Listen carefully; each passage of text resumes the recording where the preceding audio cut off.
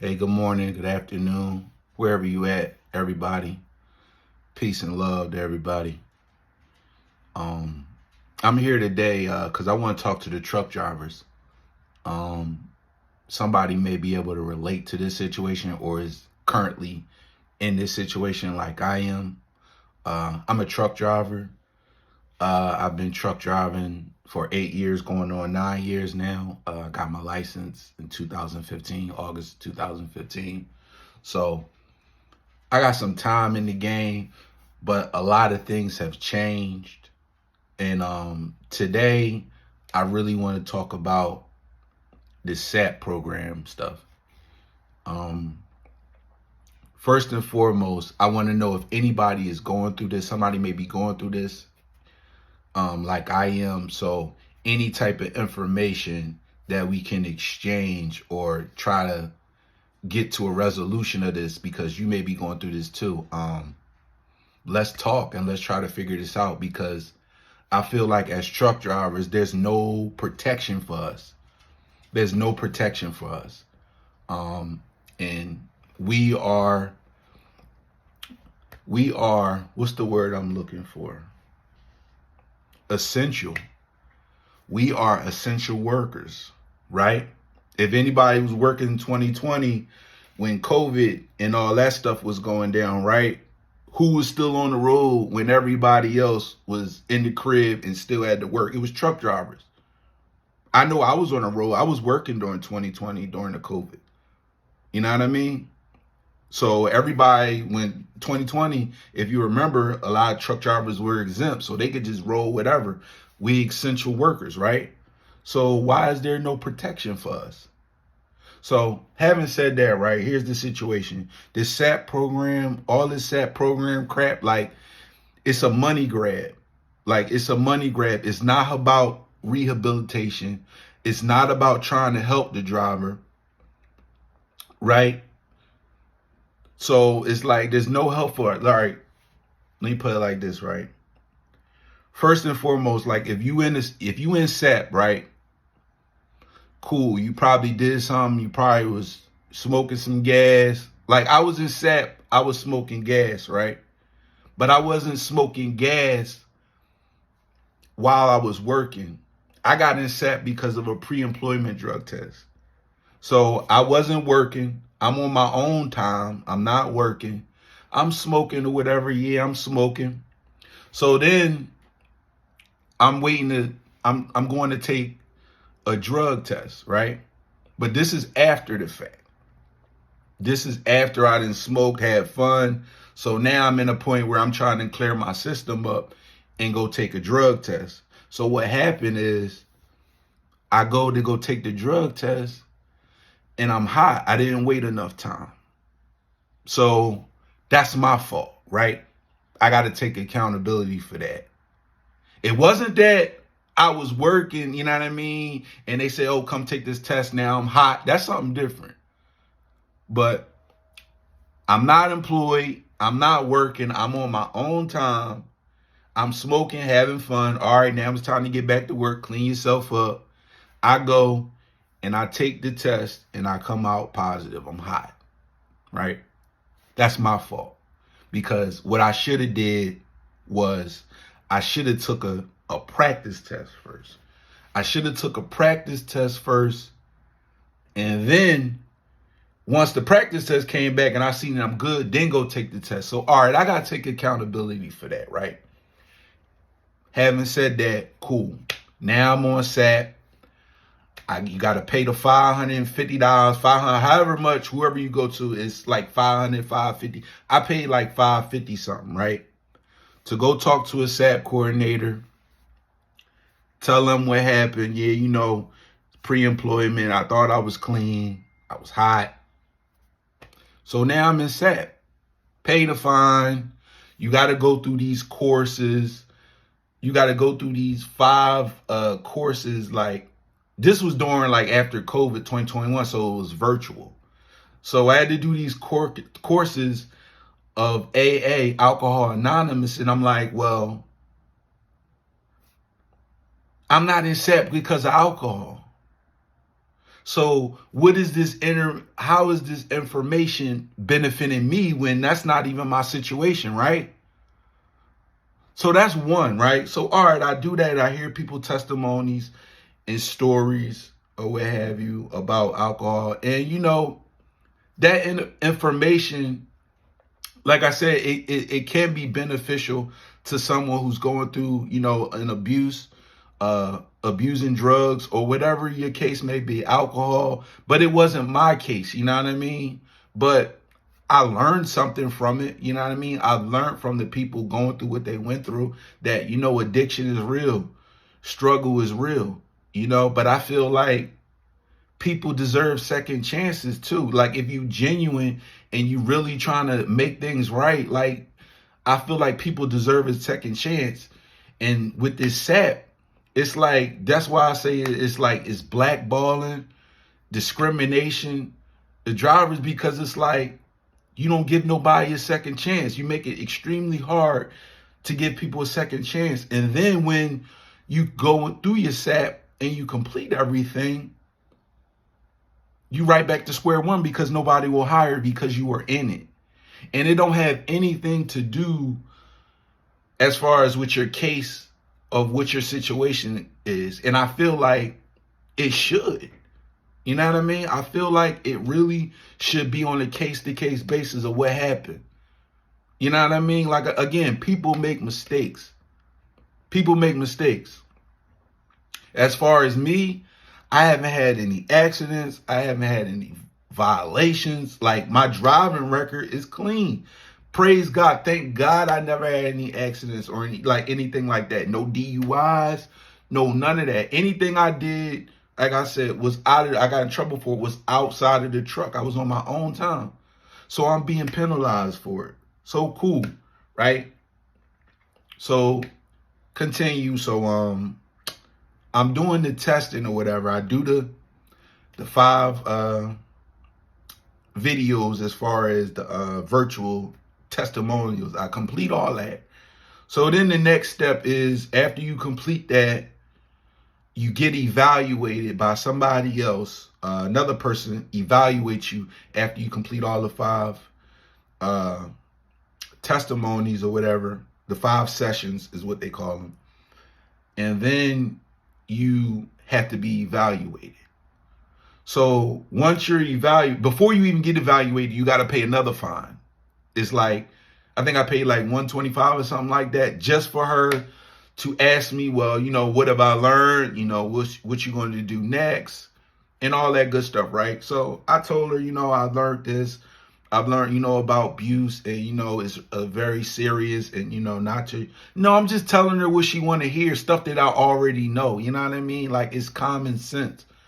Like, if, you're a professional driver, you know what you're supposed to do and what not supposed to do. So I did all that, told her that.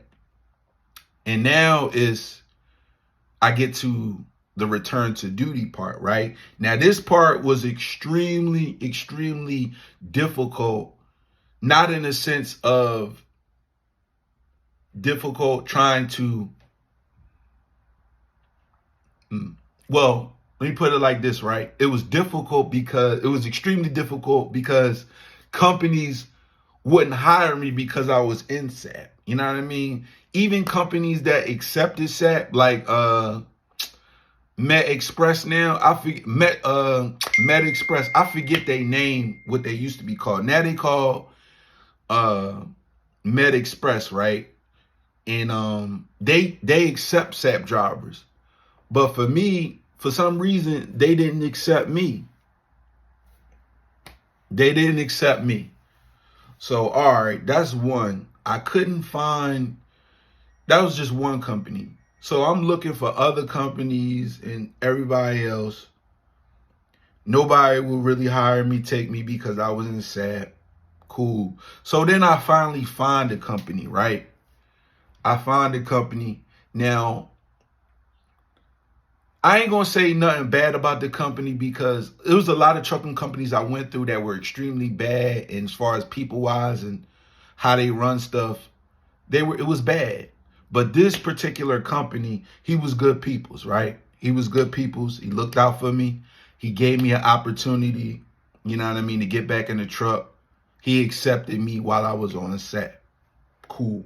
I appreciate that, right? I really do. With that being said, right, so I go and I work for him, right? Now, upon working for him, your SAP coordinator and the employer, the SAP comes up with a testing program for you, right? However they do it, they come up with some type of testing, for follow-up. First is your return to duty, right? So before you work for them, my bad, I'm jumping stuff. But first, before you work for them, right, for the employer you work for, you got to do a return to duty test, right? So you do your return to duty test, and then you're back to get back in the truck now. So now you on step 6. So I do the return to duty, and then I get back in the truck, and I'm supposed to be doing my follow-up, which is step 6, right? So, all right, so cool. I'm in the truck. I'm working. Now I'm on step 6. I got to do my follow-up testing, right? So with that being said, as a driver, you don't know when you take the test and how many you're supposed to take, right? You don't know that. But you're supposed to take them. It's from the knowledge that I got, right? Because I got a family member who was in SAP at the same time I was. We actually went to the SAP coordinator. I put him on with her, right? So when he did it and he was with his company, it was 1 month, right? He would work, and then the next month, a random was coming. So pretty much he was there for a year. So each month out of like 7 months, he did a random. Follow me? So he did a random. So with my company, like I said, everybody's schedule is different, right? Let's keep that in mind. But I've been working for this company for 6-7 months. And in the duration of that, I've only tested 1 time. And that wasn't when I started. This was like months after the fact. I think it was like month 5, I did 1 test. Now, prior to all of that, like I'm asking them because, again, I see my cousin, he's taking his test randoms like once a month. So I'm asking them as, like, hey, so when can I take my test? You know what I mean? Can I take the test? Now, I know that it's on a random basis or whatever, but I'm just saying that to let them know, like to get the ball rolling, to let them know, like, yo, I'm supposed to be testing. Like, I've been working here 5-6 months or whatever, and I ain't tested at all. That's not making sense. So I'm basically trying to get the ball rolling, right? Cool. So I'm working for him 6 months. I take 1 test, and that was it. That was the only test I took, right? Now, I would have stayed with him longer than I did because I was there for 7 months, and then I left. Now, the reason why I left was because the equipment was bad. Like, now it became a hazard. Like, he didn't have no DEF. He took his DEF out. Now, if you know, when you driving and you ain't got no DEF, not only is that a violation, right? That's a hazard to your health. You know what I mean? Your truck can catch on fire. You ain't got no DEF. You know what I mean? So it's like, I spoke to somebody about that, and she was like, yo, a lady that I'm cool with, like, she's a good friend of mine. She's a truck driver as well, older lady, very good friend of mine.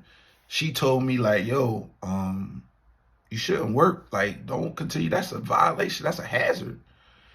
And you know what I mean? When I started doing the math, I'm like, yo, that is a hazard. You know what I mean? So it's like, and he didn't have no other trucks for me. So it was like, it wasn't like I could switch a truck. So I just had to get out of there. You know what I mean? The truck kept breaking down, having malfunctions, and then he started riding with DEF. So it's like, yo, man, I value my life more than anything. You know what I mean? So unfortunately, I had to dip and go somewhere else, right? So having said that, I left and I went to two other companies, right? First other company I went for, I was working for them for like 4 months and left. They were terrible company as far as how they run their business and how they treat you as a person. Like just terrible. That's a whole nother story. I get into that another time. But I worked for them, no dice. Then I worked for another company, right? And I worked for them for like 3 months. And they weren't really, they were okay. I would say they were okay. And then I had found another company that was local. At the time, I wanted to leave that job. The company I was with, before I got to the last company, I left them because I wanted to be home. My mother got sick and I wanted to be closer to home to try to be local. So, all right, cool. 3 months, I left, right? All right.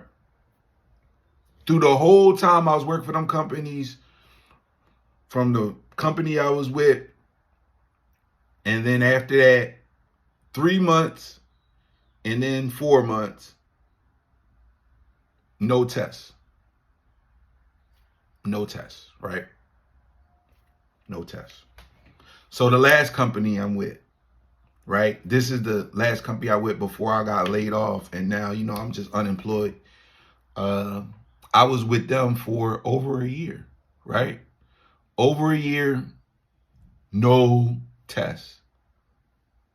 No tests, right? So according to SAT, it's up to the employer to get in touch with your SAT coordinator to come up with testing, right?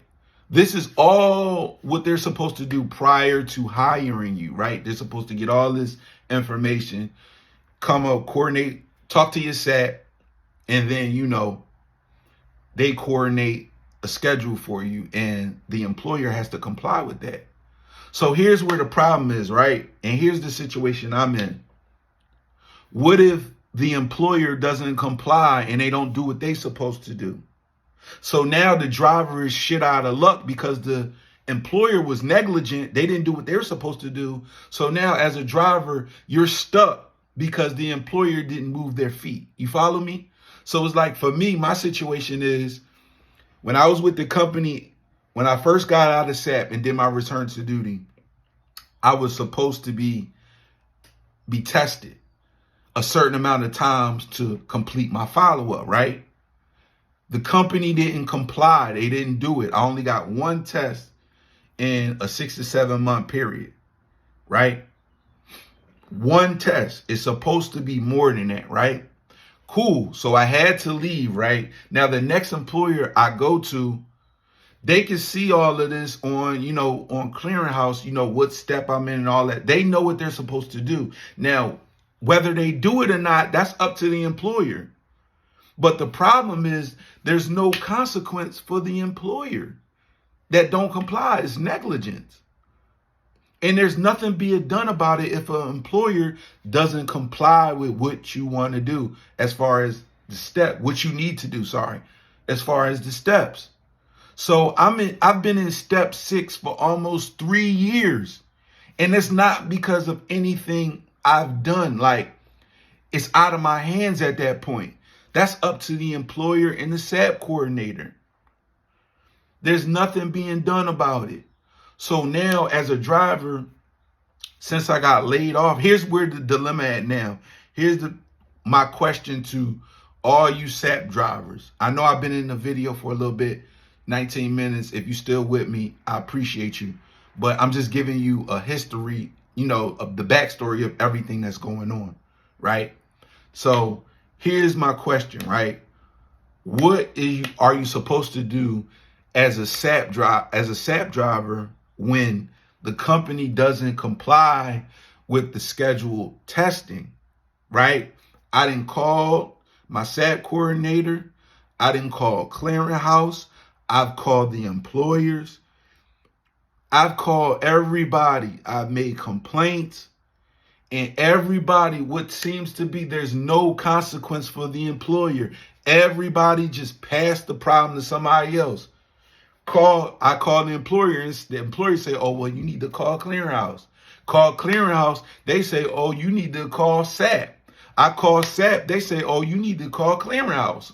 I call clearinghouse, they say, oh, you need to call your employer. So it's like everybody's just passing it around, but there's no accountability for the employer. And as a driver, it's frustrating and it's unfair because nobody's giving me the opportunity. Because I smoke weed on my off time and come back and fail a pre-employment test.